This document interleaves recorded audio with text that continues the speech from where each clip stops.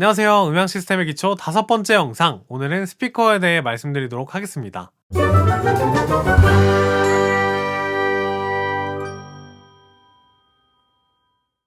스피커, 음향 장비 중에 비교적 이름이 상당히 익숙한 장비이죠. 잘 아시다시피 스피커는 전기 신호로 바꿨던 이 소리를 다시 물리적인 공기 파동으로 바꿔주는 장비입니다. 근데 스피커 원리를 보면 조금 신기한 게 있어요. 스피커 드라이버의 구조는 진동판이 붙은 코일과 영구자석으로 이루어져 있는데요. 코일에 전류가 흐르게 되면 전자기력이 생기면서 이 영구자석을 밀어내려고 하게 되고, 영구자석이 고정되어 있기 때문에 이 자석이 움직이는 대신 진동판이 붙은 코일이 움직이게 되면서 진동이 만들어지게 되는 겁니다. 이 원리가 마이크의 원리랑 상당히 비슷한데요. 사실 이 마이크 캡슐의 구조와 스피커 드라이버의 구조는 되게 닮아 있습니다. 그래서 스피커를 마이크처럼 연결하게 되면 마이크 역할을 하기도 하고, 마이크도 스피커의 역할을 해낼 수도 있습니다. 물론 성능은 떨어지지만요. 자, 그럼 바로 스피커를 살 때 무엇을 봐야 하는지, 스펙을 어떻게 이해하면 되는지 알려드리도록 하겠습니다.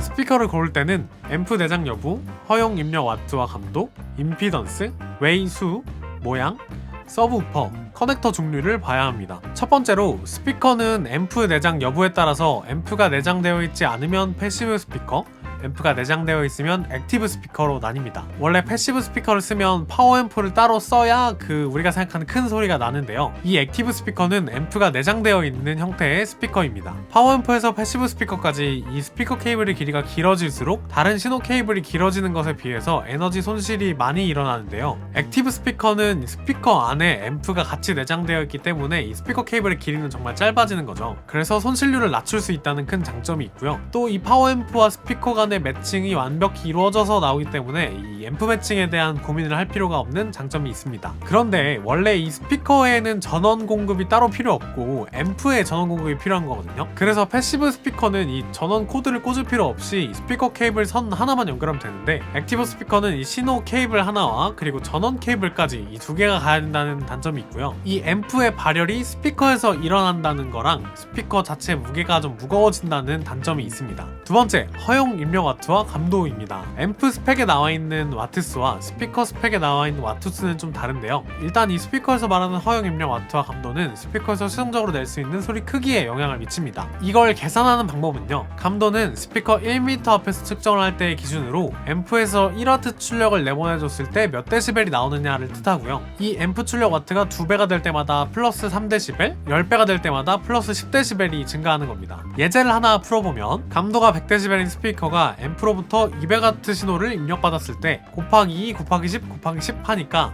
더하기 3 더하기 10 더하기 10 해서 123데시벨이 나오게 되는 겁니다. 자, 이때 스피커 스펙에 나와 있는 와트 수는 이 스피커가 견뎌낼 수 있는 최대 입력 와트를 의미합니다. 스피커 스펙에 보면 컨티뉴어스, 프로그램, 피크 와트가 써 있는데요. 컨티뉴어스는 그 파워로 계속 재생해도 문제가 없다. 프로그램 파워는 요 정도 와트 수의 신호를 운영하면 적절하다. 피크 와트는 짧은 순간에 들어오는 파워를 그 정도까지는 견뎌낼 수 있다라는 뜻입니다. 어쨌거나 큰 소리를 내고 싶다면 앰프의 출력을 크게 쓰기 위해서 이 허용 입력 와트가 큰 걸 쓰긴 써야 되는데, 아까도 말씀드렸듯이 이 소리 크기가 감도에도 같이 영향을 받기 때문에 무조건 와트수가 높은 거라고 좋은 건 아닌 거고, 오히려 감도가 높을수록 전력을 덜 쓰고도 큰 소리를 낼 수 있는 장점이 있는 거죠. 또 패시브 스피커를 쓰신다면 이 스피커에 무리가 가지 않게 하기 위해서 적절한 앰프를 매칭해야 되는데, 그건 파워 앰프 영상에서 말씀드리도록 하겠습니다. 세 번째, 임피던스. 이 임피던스도 앰프에서 얼만큼 에너지를 받아내느냐에 관련된 이야기인데요. 보통 앰프의 스펙을 쓸 때 출력을 8옴 스피커를 쓸 때를 기준으로 쓰거든요. 보통 앰프가 200W다 하면 8옴 스피커를 연결했을 때 200W까지 된다 라는 뜻인데, 16옴 스피커를 쓰게 되면 앰프가 100W 출력까지 내게 됩니다.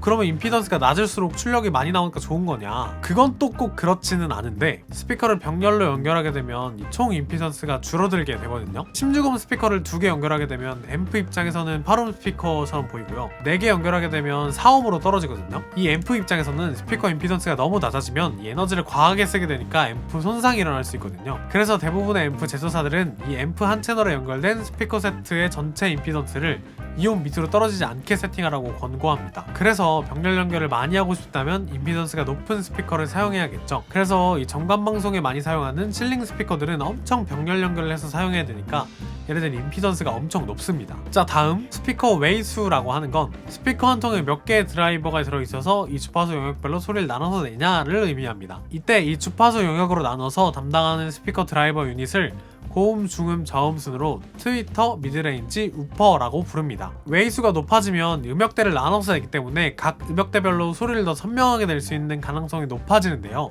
이 각 드라이버에서 나오는 소리들이 합쳐지는 데까지 거리가 조금 필요하기 때문에 너무 가까이서 들으면 이상하게 들린다는 단점이 좀 있습니다. 근데 그 중에 동축 스피커는 이 드라이버들이 다 같은 축상에 위치하게 만들어 놓은 거라서 이 문제가 없습니다. 또 일반적인 스피커는 이 스피커 하나당 한 앰프 채널에 연결되게 되어 있는데 바이앰프, 트라이앰프 방식이라고 해서 이 스피커 하나에 앰프 여러 채널을 사용해가지고 각 드라이버별로 앰프를 매칭시키는 방식도 있습니다. 그렇게 하면 이제 소리를 좀 더 원하는 대로 컨트롤할 수 있지만 그 대신 이제 또 밸런스를 잘 맞춰야 한다는 수고로움이 있죠. 다섯 번째, 모양인데요. 이 모양이 뭐가 중요한가 싶으실 수도 있겠지만 예를 들면 스테이지 모니터 스피커는 이 대각선 방향으로 올라오게 봐야 잘 쓸 수 있겠죠. 그런 거하고 이제 포인트 소스 스피커와 라인 어레이 스피커로 좀 나눠볼 수 있는데 포인트 소스에 비해서 라인 어레이는 이 선으로 음원이 만들어지기 때문에 비교적 앞자리와 뒷자리 간의 볼륨 차이가 적어진다는 장점이 있고 이제 커버에 대한 공간이 큰 경우에는 아무래도 스피커 하나로 이제 볼륨을 다 채울 수 없기 때문에 스피커를 많이 쓸 수 있다는 장점도 또 있죠. 물론 포인트 소스 스피커도 여러 개를 써서 이제 볼륨을 더 키워서 쓰기도 하는데 어쨌거나 둘 다 튜닝을 잘해서 써야 하는 방식이기 때문에 포인트 소스 좋은 거 하나 쓰는 게